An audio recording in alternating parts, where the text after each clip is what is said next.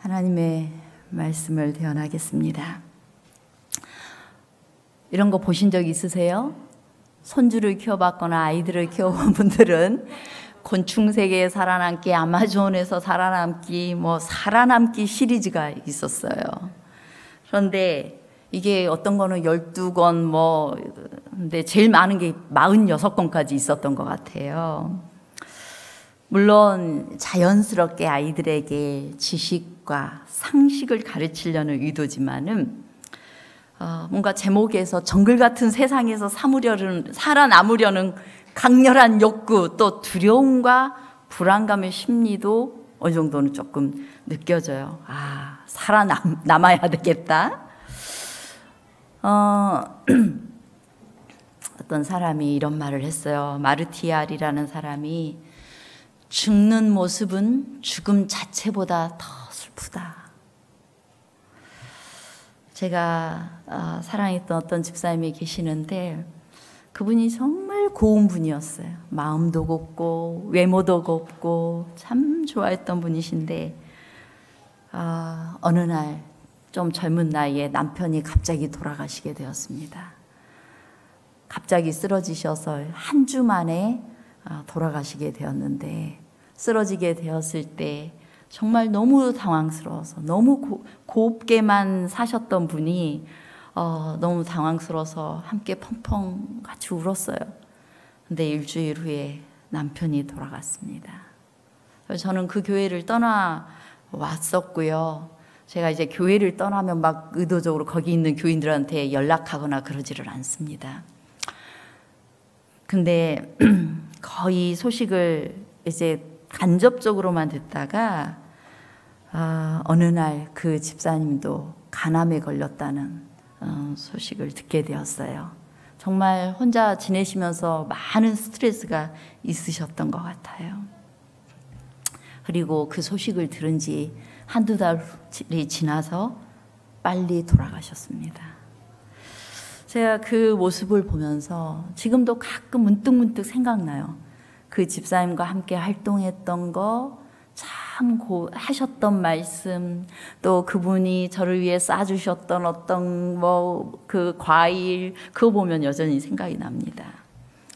근데 그분을 한번 방문을 했었어요. 너무너무 마음이 아프더라고요. 지금도 가끔 생각이 나는데, 사실상 우리가 죽음을 맞이하게 되면 이렇게 마음이 아리고 그러긴 하지만은 또 문득 잊어버렸다가 또 문득 생각나고 그래요. 근데 죽어가는 모습을 보는 것은 더 슬픕니다. 내 아픈 사람, 이 끝이 보이는 사람을 옆에서 지켜보는 건 더 슬픈 일이에요. 세상은 종말을 직감합니다. 지구의 현상들은 종말을 우리에게 인지하게 합니다. 하나님을 굳이 알지 못하고 성경을 알지 못하는 사람이라 할지라도 지구의 종말을 직감해요. 지구 멸망의 지구 종말 시계가 지금 몇 시인 줄 아세요? 2020년 1월 23일에 몇 분으로 지정이 됐냐면 지구 멸망 100초 전으로 설정이 됐어요. 100초 전. 하면 2분이 안 남은 거예요. 나름의 이 시간을 정하는 데는 그 어떤 기준이 있습니다. 어떤 핵무기의 위험과 또 기후변화로 인한 이 지구의 수명에 대한 것들을 고려하면서 정하는데요. 요즘은 이런 가운데에서도 이 우주를 먼저 선점하기 위해서 여러 러시아나 중국, 미국 여러 나라들이 서로 우주를 선점하기 위해서 뭔가 위성을 쏘아 올립니다. 경쟁적으로 쏘아 올려요. 그리고 또 미국은 우주군을 창설하고요. 이런 것들을 이 미국의 상무장관은 굉장히 위험한 요소로, 위험한 상황이라고 그렇게 내다봤습니다. 아주 몇십 년 전에는 영화에 지구를 구원하는 영웅이 등장했어요. 슈퍼맨이라든가 원더우먼, 배트맨 이렇게 지구를 구원하는 영웅이 등장했다면, 지금은 지구에 더 이상 희망이 없다라고 느낀 이 시나리오 작가들이 감독들이 또 어떤 영화를 만들어요? 지구를 탈출하는 영화를 만들어요. 지구가 그만큼 희망이 없다라고 느껴지는 것입니다. 우리는 느끼고 있어요.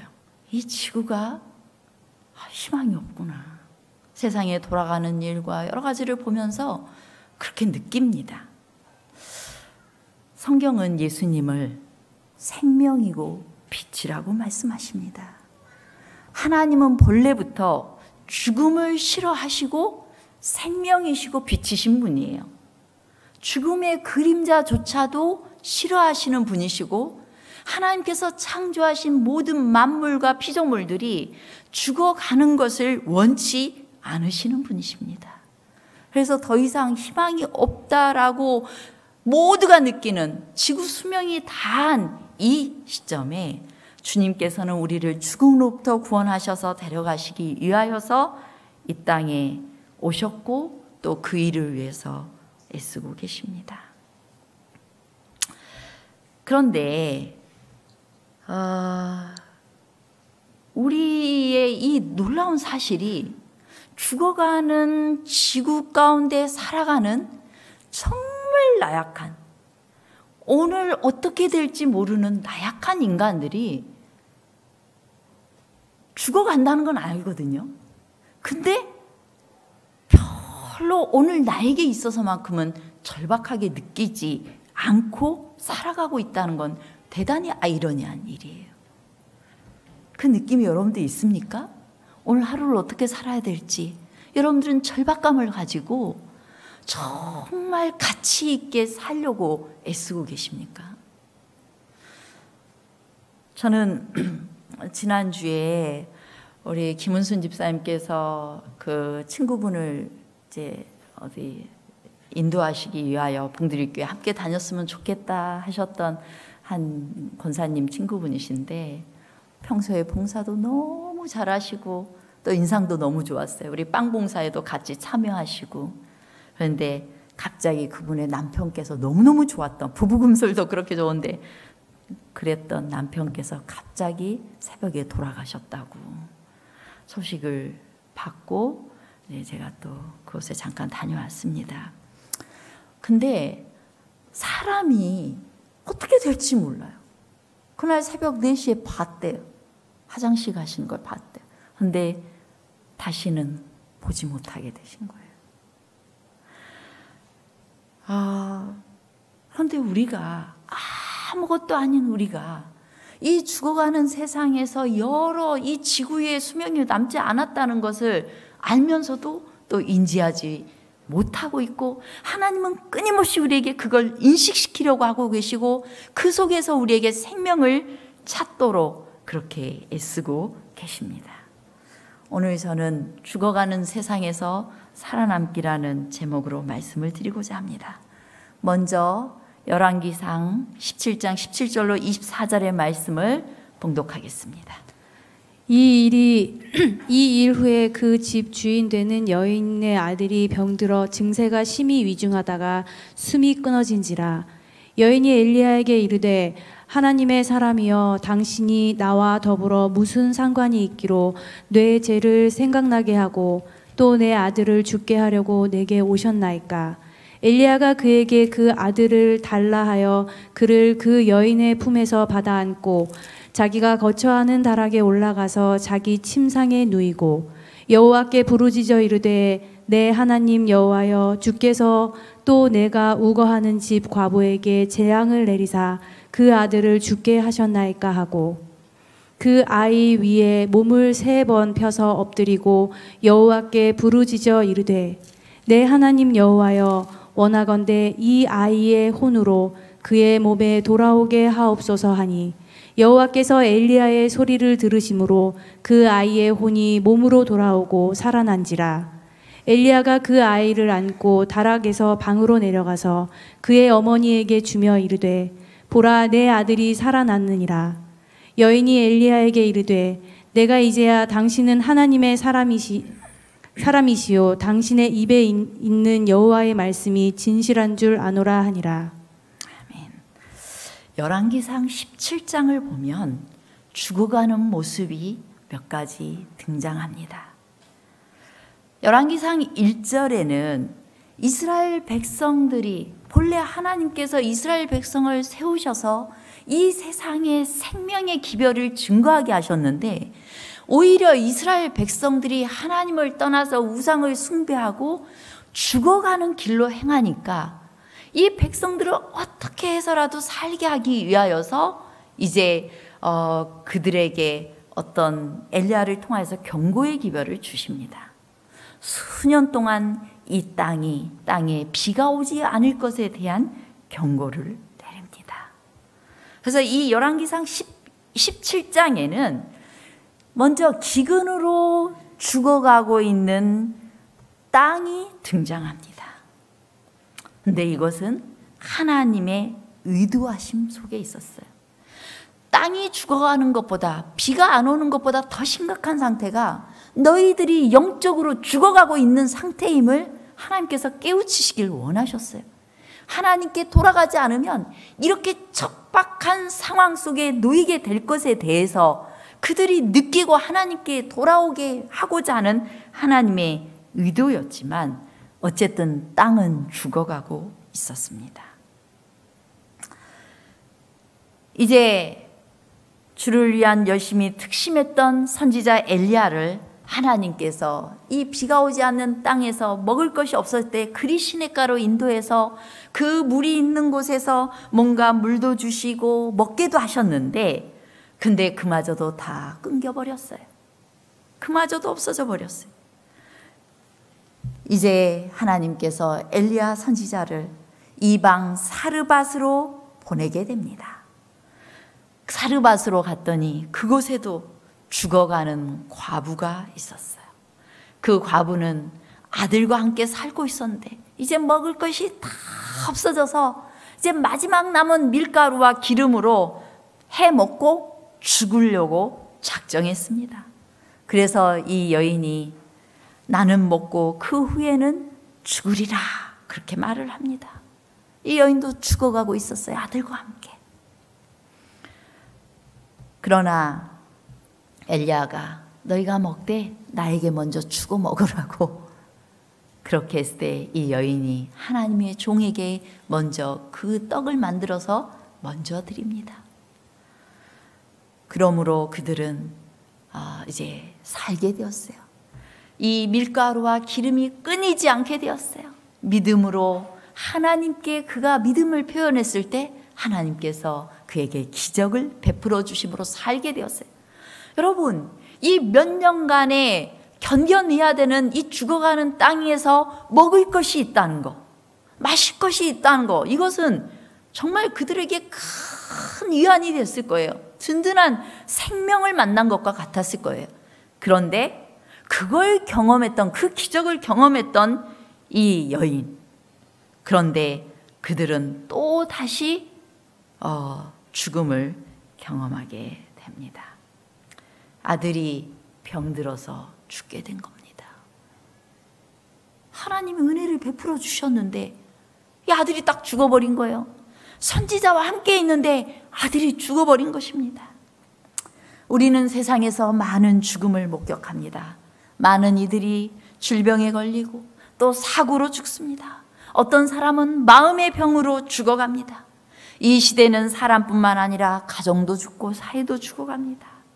지구의 이상기온과 지구 멸망에 대한 두려움, 우리를 경악하게 하는 여러 범죄들이 세상에 편만하게 있습니다. 인간 간의 관계는 깨어지고 사랑이 식어져서 또 관계도 죽어갑니다. 사람들은 소외당하고 배신당하고 이웃과는 높은 담을 사이에 두고 살아가면서 이런 것들에 대한 근심과 염려로 희망의 불빛이 희미해져 갈 때 우리 인생은 정말 사랑에 메말라지고 관계에서 이 굉장히 메마른 그런 삶을 살아가게 되어지고 있는 것입니다. 심지어는 교회도 죽어가요. 교회가 어떤 사명을 줬어요? 죽어가는 세상이 이 교회로 오면 누구든지 생기 발랄하고 행복하고 기뻐하고 새로운 삶을 살게 되고 세상과 같지 않은 방식으로 살아가고 서로 사랑하고 살맛이 나야 되는 거예요. 그런데 많은 교회에서 분쟁이 생기고, 우리 봉두리 교회 이야기는 아니에요. 많은 교회가 힘이 없고 전통적으로 하던 거 하고, 이런 교회의 모습으로, 능력이 없는 교회의 모습으로 죽어가기까지 된 것입니다. 생명의 빛을 받은 이스라엘은 사명에 실패했고, 하나님은 엘리야를 통해 우상 숭배와 불순종으로 죽음의 길을 가는 그들을 생명의 길로 인도하기를 바라셨습니다. 이제 죽음의 순간에서 선지자 엘리야를 만났던 이 사르밧 과부조차도 또 다른 죽음의 순간을 맞이하게 되었습니다. 아들이 죽은 것입니다. 이제 사르밧 과부가 하나님의 임재와 복의 증거를 가지고 있었음에도 불구하고 아들이 병들게 되었던 것처럼, 슬픔은, 죽음은 하나님의 백성에게도 또한 악인에게도 함께 찾아올 수 있어요. 어떤 사람들은 그래요. 내가 세상에서 힘들었다가 교인들은 다를 줄 알고 교회 다녔더니 교인들 똑같다고 하면서 나 이제 그래서 교회도 희망이 없어서 안 다닌다고 이야기를 합니다. 그런데 진짜 생명은 그 가운데에서 하나님의 능력이 나타나서 그것을 어떻게 극복해 하시는지를 보여주는 것이 진짜 하나님의 의도하심이지, 여기에 문제가 없는 것을 의미하지는 않아요. 하나님께서는 어떤 문제를 통하여서 그 속에서 나를 훈련시키고 그 가운데서 하나님을 만나서 참된 생명이 뭔지를 알게 하고자 하시는 거예요. 그래서 악인들에게도 죽음의 그늘이 드리울 수 있지만, 때로는 하나님의 백성들에게도 원치 않는 어떤 상황이 이르러 올 수 있다는 거예요. 하나님, 내가 하나님 잘 믿었는데 왜 나에게 이런 일이 있습니까? 나 그런 하나님이라면 안 믿겠습니다. 이건 너무나 하나님을 잘 몰라서 쉽게 내리는 결론인 것입니다. 하나님은 이 교회가 여전히 또 때로는 죄가 있고 또 뭔가 세상과 다르지 않은 것처럼 보일지라도 그 가운데서 이 교회를 붙드시고 또한 그 가운데서 생명의 그 싹을 틔우고 계시는 것입니다. 주님께서는 우리에게 경고하셨어요. 너희들 하나님의 백성으로 선택한 너희들이지만은, 그러나 너희들이 언제든지 하나님을 떠나게 되었을 때 땅이 소산을 내지 않고 또한 너희가 아름다운 땅에서도 멸망할 수 있음을 우리에게 경고하십니다. 하나님의 백성들조차도 죽은 것처럼 살 수 있습니다. 내가 하나님을 수십 년 믿었는데 내 마음에 확신이 없고 내 마음에 어떤 그 뜨거움이 없고 내 마음에 변화되지 않는 것 같고 그냥 그런 것 같은 그런 상황 속에 처해 있을 수도 있는 것입니다. 이러한 상황에서 우리 주님께서 일하고자 하십니다. 이제 하나님께서 이 엘리야를 통하여서 이 사르밧 과부의 아들을 살리게 됩니다. 그 아들을 살림으로 인하여서 이 사르밧 과부의 신앙은 전과 다른 완전히 새로운 신앙을 하게 되는데요. 다시 한번 열왕기상 17장 24절에 이 여인의 고백을 읽어보겠습니다. 내가 이제야 당신은 하나님의 사람이시요 당신의 입에 있는 여호와의 말씀이 진실한 줄 아노라. 이 여인이 사실상은 무슨 기적을 체험하고 있었어요? 매일매일 나에게 일용할 양식을 주시는 그 놀라운 기적 가운데 있었어요. 원래 하나님을 좀 아는 여인이었어요. 그런데 이제야 비로소 당신 하나님의 선지자이고 하나님의 말씀이 진실한 줄 이제야 진짜 알겠습니다 라고 지금 고백하고 있는 거예요. 이렇게 아들이 살게 되었을 때 새롭게 고백을 하고 있는 것입니다. 우리가 얼마나 오랫동안 신앙생활을 했느냐가 얼마나 하나님을 잘 아는가에 비례되지는 않습니다. 오랫동안 신앙생활을 하더라도 마른 나뭇가지처럼 신앙생활이 메말라 있을 수 있어요. 감동이 없을 수 있어요.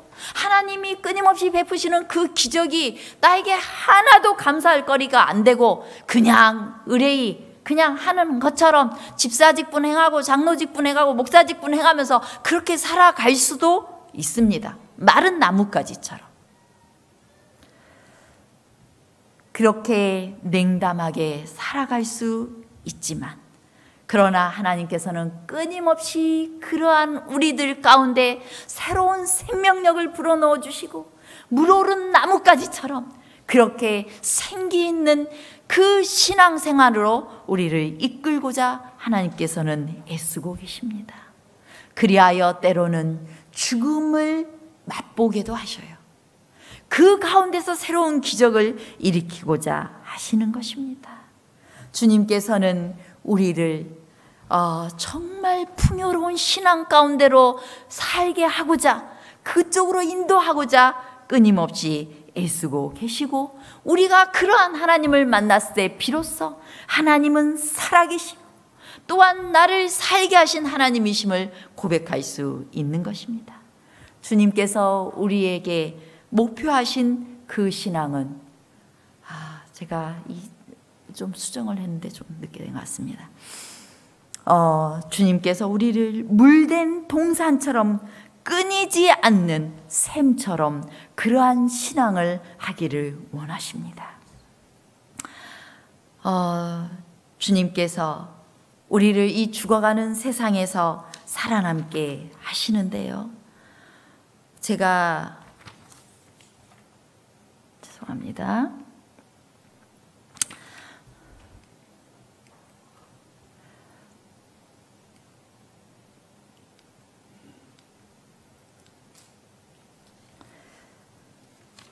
제가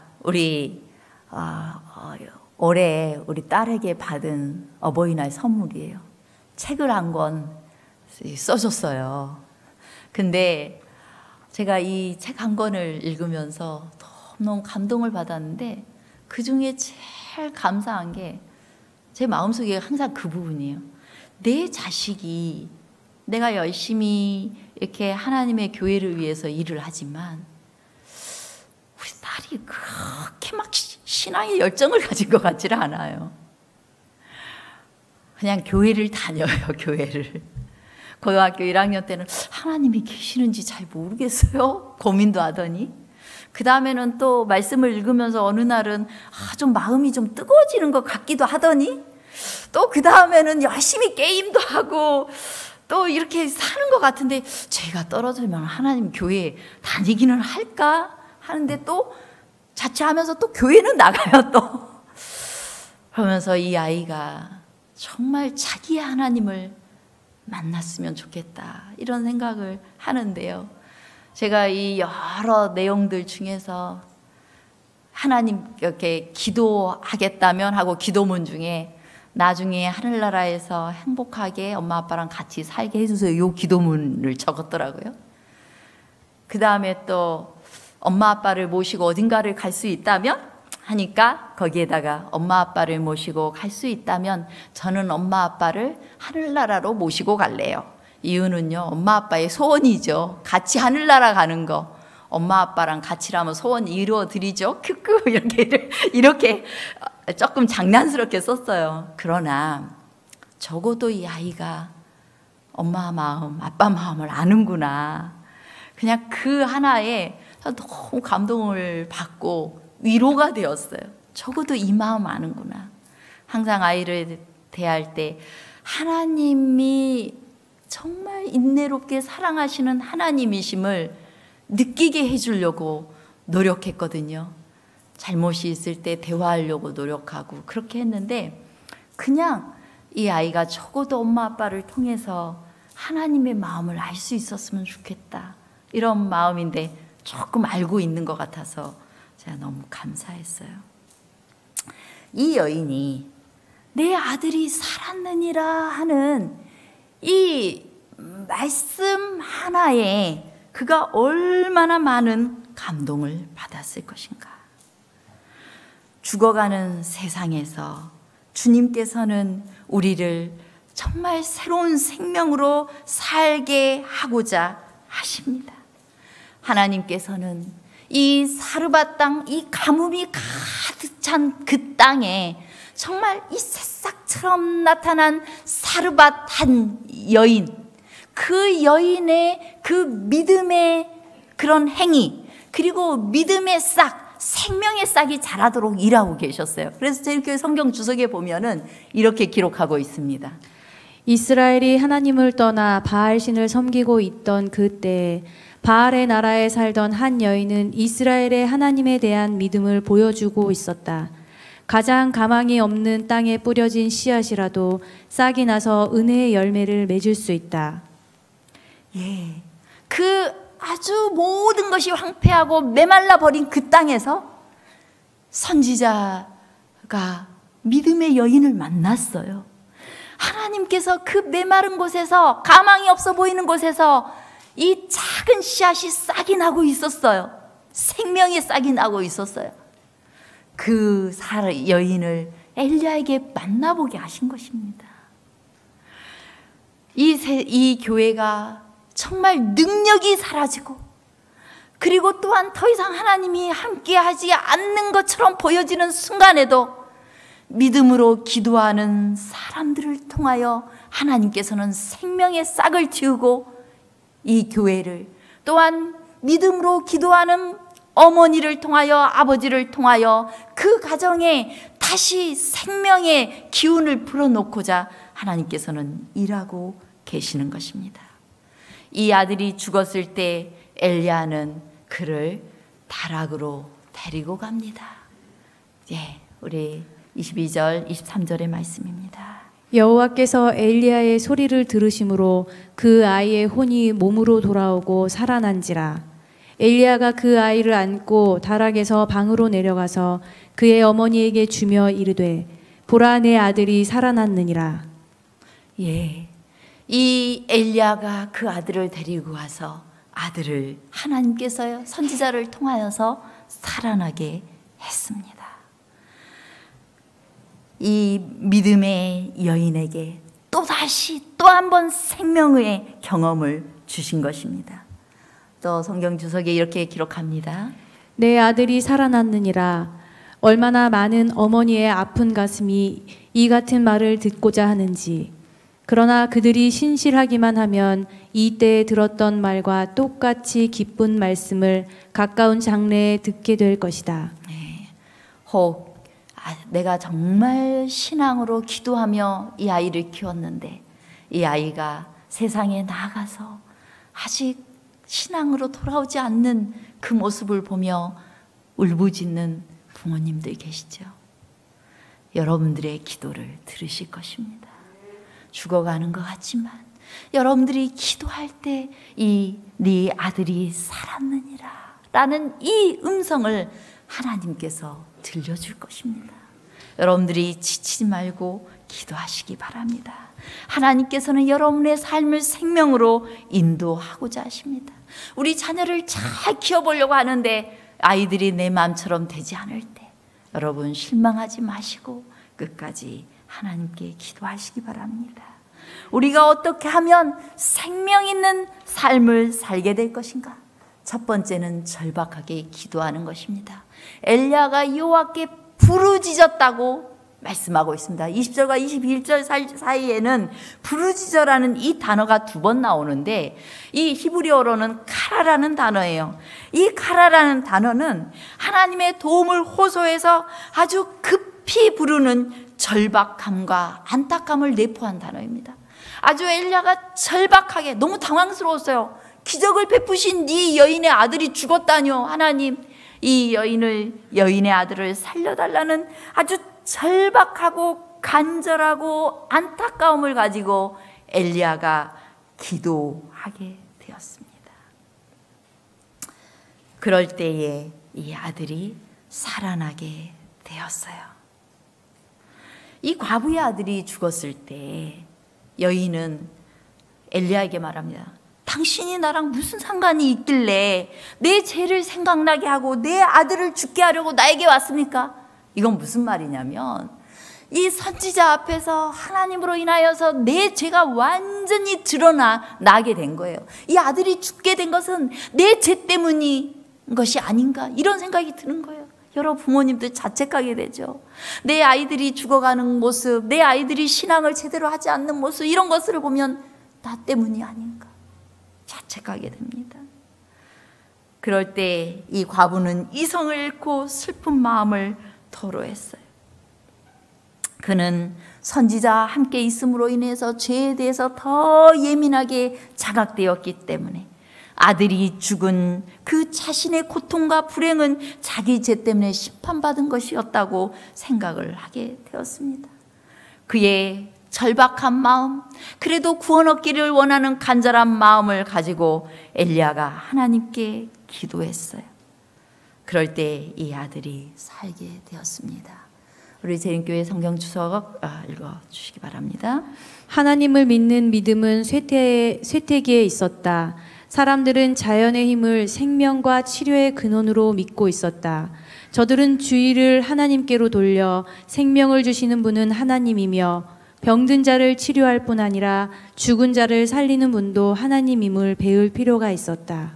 예, 여러분, 때로 이 세상에서 고통스러운 일들이 있으시죠?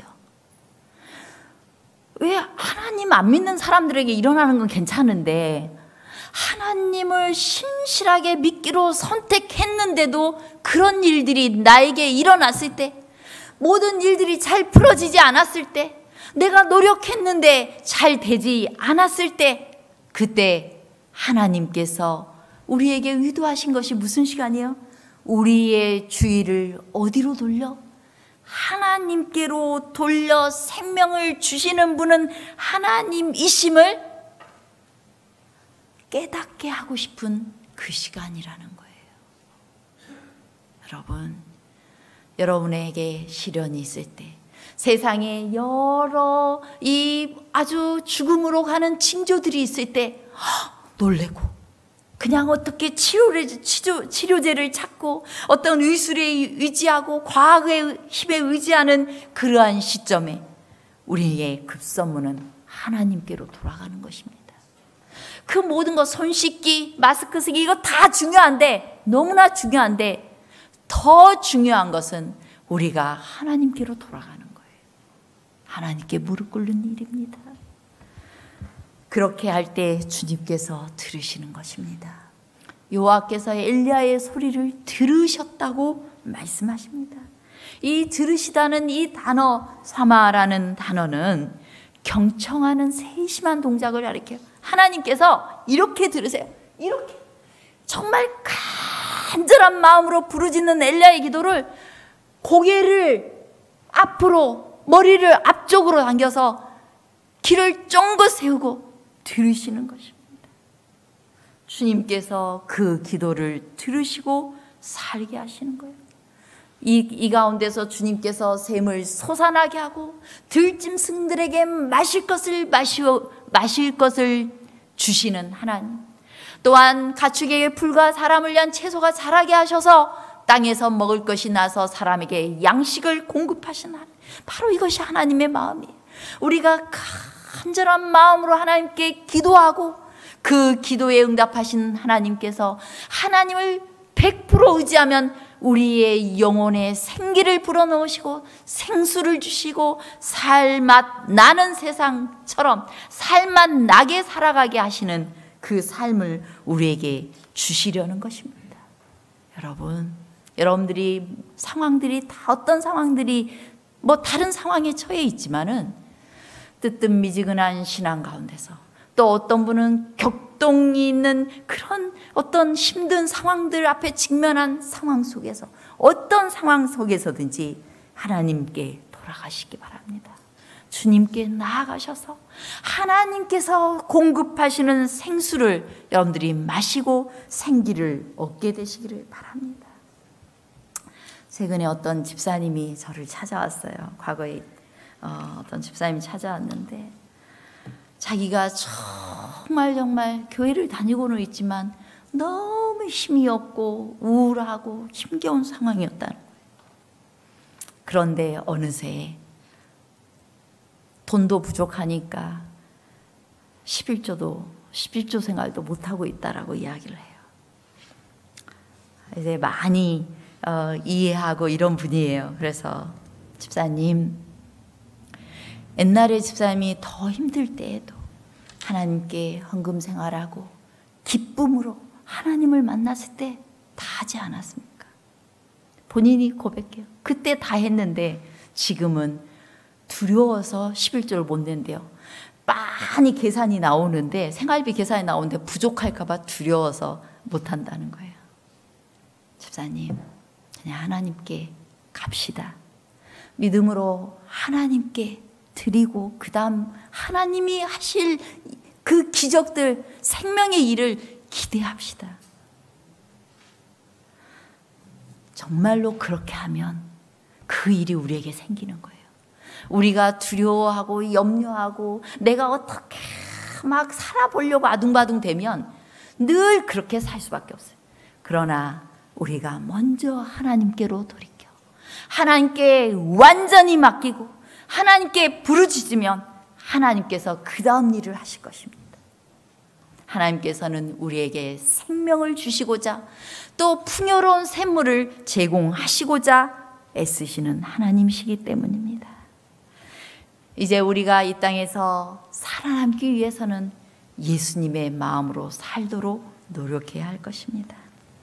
엘리야가 이 아이에게 다락방에 들어가서 이 누워있는 이 아이의 몸을 3번을 이렇게 엎드렸습니다. 이 행위가 무엇을 의미하는지 정확하지는 않지만 이것은 하나님의 능력이 자신의 몸을 통해서 죽은 아이에게 전달됨으로써 이 아이가 소생할 것을 염원하는 믿음의 신앙적 행동이었어요. 엘리야는 자기의 몸을 엎드림으로써 자기의 생명을 나누겠다라는 그런 살신의 자세를 가졌습니다. 이 선지자왕에 이렇게 말합니다. 사렙더 가부는 자기의 적은 양식을 엘리야에게 나누어 주었고 그 보답으로 그의 생명과 아들의 생명이 보존되었다.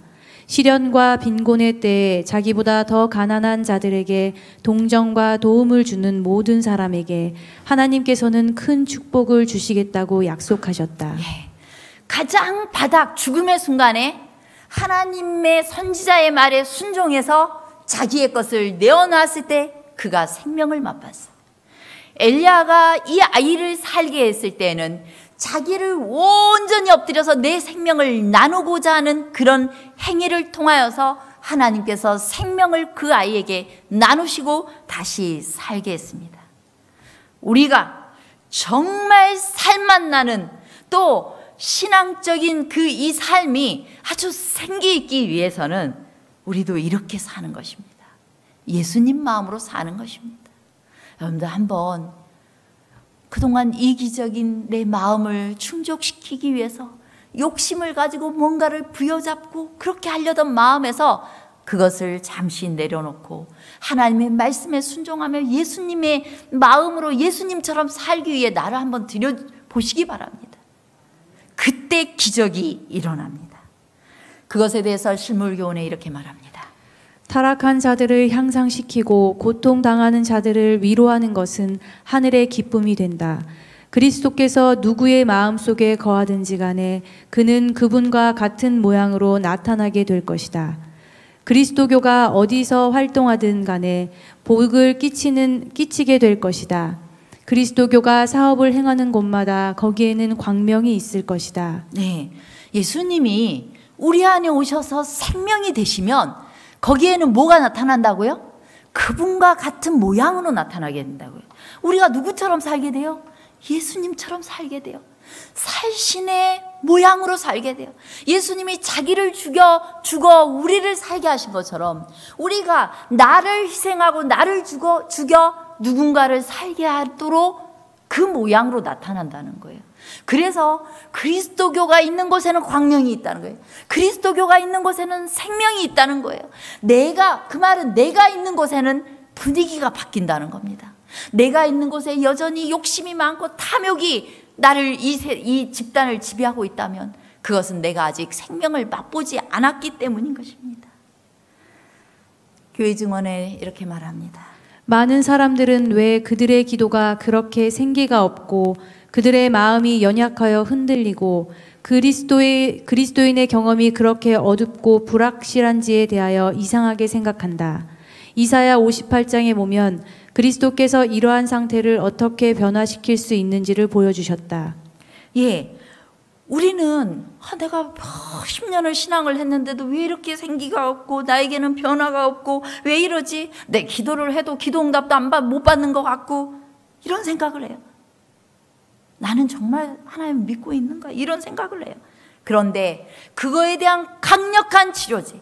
우리가 살맛나게 하는, 우리가 진짜 신앙인다운 또 능력 있는 신앙생활을 할 수 있고 생기 있는 신앙생활을 할 수 있는 그 비결이 여기에 있습니다. 나의 기뻐하는 금식이 무엇인지, 흉악의 결박을 풀어주고 멍에의 줄을 끌어주고 압제당한 자를 자유케 하고 나눠주고 빈민을 내 집에 들이고 그 다음에 골육을 베하여 스스로 숨지 아니하는 것 이거다 라고 분명히 말씀하고 있는 거예요.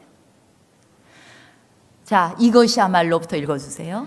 이것이야말로 그리스도께서 마음이 연약하고 의심하고 떠는 자들을 위해 지어주신 처방이다. 슬퍼하는 자, 곧 여호와 앞에서 슬프게 행하는 자들은 일어나 도움이 필요한 자들을 도와주도록 하라. 네, 누군가를 위해서 기도하시기 바랍니다. 무릎을 꿇으시고 그 다음에 내가 누군가를 위해 무엇을 할 수 있는지를 생각해 보는 거예요. 그리고 그걸 의도적으로 훈련하는 것입니다. 하나님, 내가 앞으로는 좋은 것이 있고 조금 덜 좋은 것이 있을 때는 반드시 좋은 것을 나눌 수 있게 해주십시오. 2개를 가지고 있으면 반드시 하나는 누군가 나눌 수 있게 해주십시오. 그거 2개 다 쌓아놨다가 다 먹게 하지 마시고 그렇게 한번 도전해 보는 거예요. 예수님이 나에게 주셨으니 나도 그렇게 하고 싶습니다. 하나님, 내가 손해를 안 보게 해서 악착같이 바득바득 욕하면서 막 이렇게 하지 말게 하시고 그런 순간에는 내려놓을 수 있게 해주십시오 라고 기도하고 내어놓는 거예요. 그리고 그렇게 하도록 훈련하시도록 하시고 결심하는 겁니다. 그렇게 해보는 겁니다. 그러면 무슨 일이 생길지 하나님께서 그때 우리를 살맛나게 하실 것입니다. 그것이 우리의 치유제입니다. 교회가 살기 위해서는 사랑을 나눠야 합니다. 치유는 언제나 사랑의 힘에서 발생하는 것이고 사랑을 통해 진정한 나눔이 가능한 것입니다. 그리스도인들은 주님의 사역처럼 사망의 땅과 그늘의 낮은 자들에게 빛을 비추어 주는 일을 하는 것이 바로 그리스도인들의 사명인 것입니다. 교회는 죽은 아이를 살린 엘리야처럼 이 세상에 살았으나 죽은 자들을 향해 치유의 사역을 펼쳐야 됩니다. 그것이 나를 살게 하는 길이고 교회를 살게 하는 길입니다. 2가지입니다. 죽음 가운데서 살아남으려면 하나님께 간절한 심령으로 나와 가족과 또 내 주변에 있는 사람과 세상을 위해 기도하시기 바랍니다. 부르짖음이 있어야 생명이 있습니다. 2번째, 예수님의 마음으로 사는 거예요. 내 마음이 옛날 사단에게 잡혀있던 그 마음이 아니라 예수님의 마음으로 살도록 나를 주님께 내어드리는 것입니다. 우리 결심해 보십시다. 봉두리 교회만 가면 정말 하나님의 백성들의 모습을 가진 사람들이 진짜 있더라. 이렇게 소문나 봅시다. 서로 배려하고 양보하고 서로 가지라고 하고 서로 좋은 것 나눠주고 사랑하고 용서하고 그런 교회가 되도록 하십시다. 최근에 유인 우주선이 발사됐습니다. 미국에서. 나사에 속한 우주비행사 더글러스 헐리와 로버트 벤켄을 태운 첫 민간 유인 우주선이 탄 크루 드래곤을 탑재한 이 우주 발사체가 이제 발사가 되었어요. 그리고 착륙을 했습니다. 그들은 이제 국제 우주 정거장에서 몇 개월 동안 어떤 탐사를 하게 될 것입니다. 이 일을 통하여서 앞으로도 우주인을 태우고 정기적으로 그 정거장까지 다녀올 수 있도록 이 민간에서 그 사업을 할 계획인 것 같습니다. 끊임없이 세상이 이 지구 탈출을 시도하고 있는 것 같아요. 우리는 그리스도인들은 지구 탈출을 꾀하는 사람들입니다. 우리는 간절한 마음으로 부르짖으며 실제로 지구에서 살아남을 길을 모색해야 됩니다. 그것은 예수님의 마음으로 사는 거예요. 우리 이 지구에서 함께 망할 사람들이 아니에요. 지구 탈출을 모색하는 사람들이에요. 한 명이라도 더 구원해서 우리가 예수님이 오시면은 그 하늘 구름을 타고 하늘에 가게 될 것인데, 그렇게 될 때까지 우리가 살아남을 길 뭐라고요? 우주 비행사도 열심히 훈련하는 것처럼 열심히 예수님 마음으로 살고자 훈련하고, 그게 바로 교회 생활이에요.